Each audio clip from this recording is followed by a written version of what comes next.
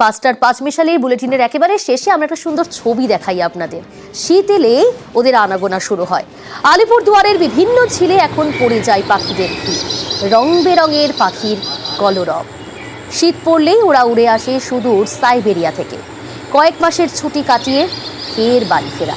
তবে সংস্কারের অভাবে এখন বেশিরভাগ ঝিল ঢেকেছে কচুরিপানায়, বেড়েছে দূষণ, আর এর জেরে পরিযায়ী পাখির সংখ্যাও কিন্তু ক্রমশ কমছে।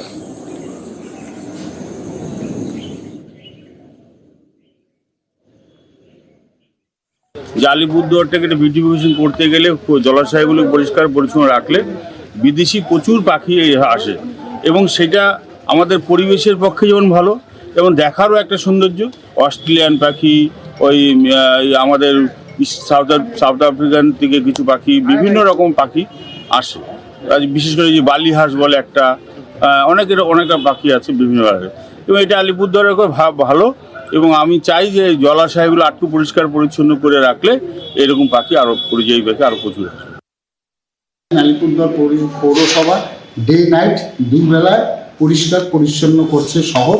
তার সঙ্গে যে সমস্ত ঝিলগুলো এখনো আছে আমাদের পৌরসভার এলাকার মধ্যে, সেই ঝিলগুলোতে আমরা আগামী দিনে আরও সংস্কার করার আমরা প্রজেক্ট পাঠিয়েছি।